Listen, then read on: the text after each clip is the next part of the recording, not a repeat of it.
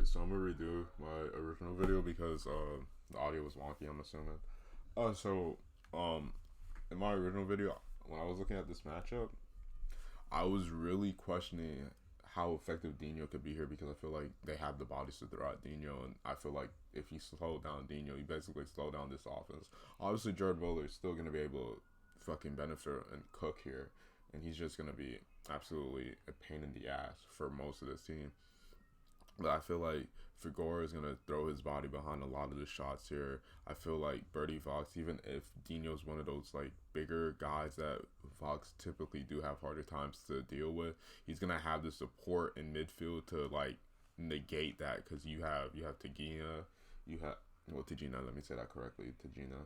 You have Edgar Davies. You have Marauders and you have the Pit Bulls here. That's just going to be constantly harassing Dino, and I feel like you could slow him down.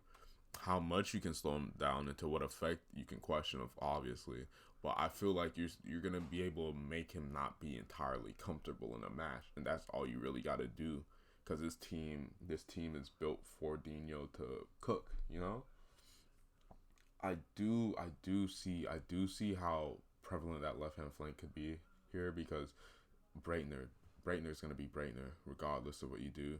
And him and Dino on one side is going to be absolute fucking headache to deal with for any team. But that's where my headspace is. I was thinking like surely you could say that Belgrade absolutely can outgun this team, but what effect or what this made does that even affect you? Cause that team, like, they can outgun you, but I feel like at a certain point, Florentina isn't too far off. Like, maybe they're 2 tiers off in terms of an attacking unit. I feel like I'm really high on Rumnik, and I think Rumnik's a top 5 center forward. Like, just, like attacking, like, in terms of that mode, like, if you're talking about, like, if you're doing, like, secondary strikers and strikers, I feel like he's a top 10 talent, period. Some people may argue that. I'm just saying how I feel about it. I feel like he contributes a lot here. And you have Mazzola, you have Ruth Halit, and then you have Dalglish off the bench, who's going to be absolutely important here. I feel like with Bonhoff, you really don't gain much. I feel like you really do not gain much here. Because, I don't know, I just feel like him as a bench piece, with the current midfield that they have, he doesn't provide much different with the dynamics outside of being a better passer than a Fernandinho, but he's going to be worse defensively. And I feel like the only real reason why you would want to use him is if you want to play a midfield 3. But what's the point, you know? So that's my thoughts. I said below, I think it's like Florentina in a 4 or 5. I don't think any matchup at this stage is gonna be like one-sided. Or I'm gonna tell myself that maybe they are, but I'm gonna tell myself, and I won't vote as if it's one-sided. But here, I think it's gonna be about that result. All right, on to Bayern and Vancouver. So I think Bayern just outclassed here. I feel like the transitionary threat that this team could provide Bayern, I'm speaking of, just is neutered against a team like Vancouver when Vancouver just cares about running power. I do feel like, evidently, like this team could get caught out on transition because you have so many guys that's going to be trying to get forward that you're going to have errors regardless. You can't just prevent it, But that's just a reality, and that's a fact of the football that they want to play, and I don't think they're going to be upset with it because it's going to be beneficial here. I feel like you absolutely can outrun both of the flanks here, because even if you say that Thuram and Alaba is going to provide a lot of support out wide, then you're spreading your team too far apart. I don't see what assistance the front line is going to provide going back. I don't see that at all. I feel like just having fucking Bobby Carlos and Mason versus Grimaldo versus Mason is going to be an absolute eyesore for Bayern fans, or if you were like a fan of Bayern and you were watching that, and vice versa on the other flank. I'm not too strong on Eric Gerkix. I'm never gonna be able to pronounce his last name, but Eric's defensive ability, he's more of a traditional line, more of a clog. He's gonna be a decent tier, but he's going versus arguably the greatest wingback ever in Bobby Carlos, so that's gonna be very, very fucking annoying to deal with. And you have Laudrup. Oh my days, Laudrup. I haven't even got onto the attackers yet here, which is a fucking thing. Like, I haven't mentioned a single attacker. So yeah, you see, you have to deal with Laudrup, you have to deal with Rovlinho, and you have to deal with Ibra. I'm not gonna acknowledge Stanley Matthew. That's just me. I'm not gonna acknowledge him, but they don't really need him here anyways. So yeah, I'm just not gonna acknowledge him. I was saying in my original video that I feel like this team would have benefited from not really. You don't really need to have Boniek starting. You could have just started with Van Persie. You put Mbappe and Messi out wide, and you let Van Persie be your your 9, and that's much. I feel like that's a better dynamic in general.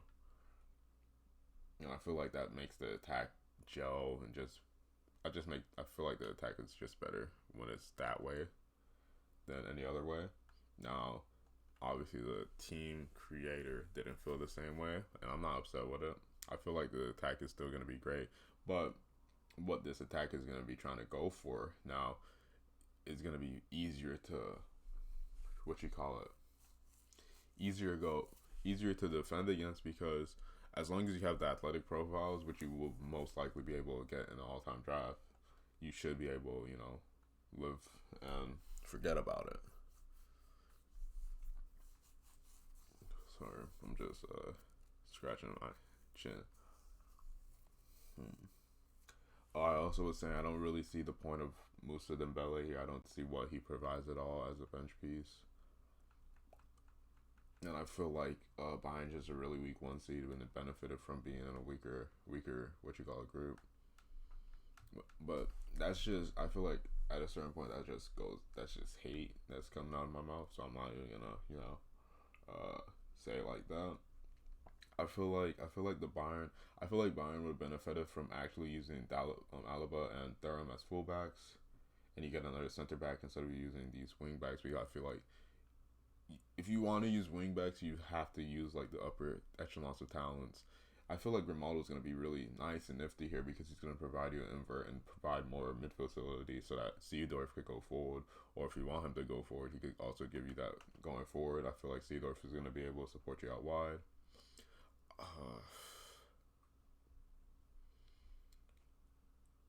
I feel like, I don't even know. I haven't even mentioned Messi here. Obviously, you're gonna benefit from having Messi regardless of the situation, which is why I can't just say Vancouver's gonna win because it's Messi here. I don't know. I feel like Virgil can neutralize Kylian, but I don't think anyone can neutralize Messi. Not here at least. I haven't mentioned how I do think Xavi, he could get outran because everyone's gonna be bombing forward, but the athletic profiles in the center back pairing, I feel like it's gonna be it's not gonna be as detrimental as people may make it out to be. So that's the thing. I feel like Bobby Charlton and Di Stefano is just gonna be absolutely a pain in the ass and just incredible eights, and it's remarkable that he manages to get these same players every single draft because no one wants to draft them high. And then you have the same team where you just question how the fuck do you beat this team? Because it's fucking talented as fuck. Because he gets the same guys every time because you guys don't rate him. It's whatever. I feel like, yeah, fan in F5. I have to skip over this because this is my team. Not even a single message in this fucking anyways. So let's look at this.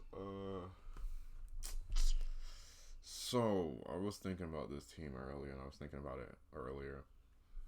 I think it's closer than most people want to say, but I do think it's going to be about a 3 for me for Bremen. And the reason why I just think I just think that some people are gonna underrate the goal scoring of this trio, and I feel like if in my situation, I would just start Miramontes. In my head, I was like, you start Miramontes. You don't need a Shrine Striker. I feel like Wozniak is gonna be good enough as a water carrier, good enough as a holding piece, and you have a fucking incredible backline where you don't have to worry about it, like having him being alone, and even then you have a Regista there, so it's not like build up is gonna be an issue. It's more so defensive, like getting outrun the midfield, and even if you have Neskins and Didi, because this midfield, I'm not gonna lie, this midfield's class, absolutely class. Varela, I feel like Boziak is always gonna be better at, and you could argue. I was gonna say Ernest Orchnik, but different roles. One's definitely more going for it. You have Varela to be a destroyer here, obviously. Hold on, just scored a goal in FIFA. I feel like you don't find much use out of the lamb. I feel like what this team benefits from, you don't find much use here. I feel like Peachy and Gentile. Yeah, Gentile, that's how you pronounce it. I feel like I don't feel like I don't see how effective they can be here. That three, because I'm imagining like a triangle that could be annoying. But I feel like the talent of that attacking triangle for Bremen is just so fucking great. I feel like they all complement each other perfectly. Uh, Jarzinho and Cruyff could drift out wide. Hold on. Alright, I'm back. Shit. I don't even remember where I was, but I do remember talking about how I do think Bremen just outclasses this team.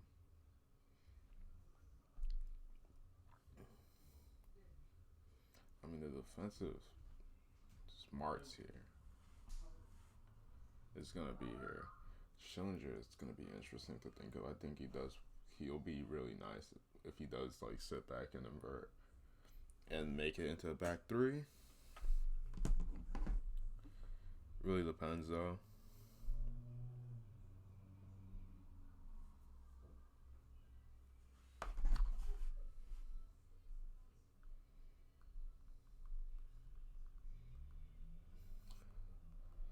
Alright. I didn't even fucking look at the benches yet, but let me get a look at that.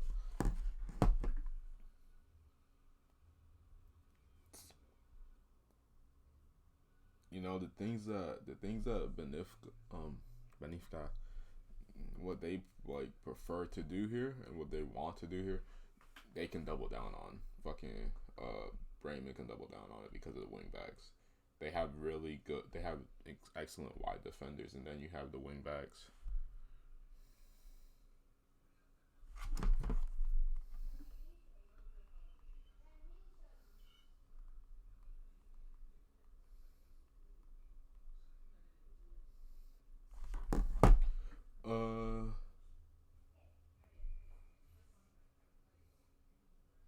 I wish I could get more insight here, but I got distracted. I do. I just think that Bremen wins. I feel like Cruyff, Jarzinho coaches is just gonna be so fucking talented, and they're just gonna generate so many goals. I feel like that. I mean, if we doing peak for peak, I'm pretty sure this team creates close to 80. Like those three together combined, they create close to like 80, 90 goals. And if you combine their efforts, I think Miyamoto's over Shrine is going to be very, very essential here. I feel like it just provides another dynamic so that you can make this attack better. Because I feel like you probably want to go a better attack here. Saying that the back line for Ben is going to be weaker. And you probably want someone that's going to be able to help dictate midfield better. I feel like Miramontes is going to be that guy here. Didi and Neskins, that's just an excellent 8 combo. And I'm not going to lie about it. And this team is going to be absolutely excellent going forward.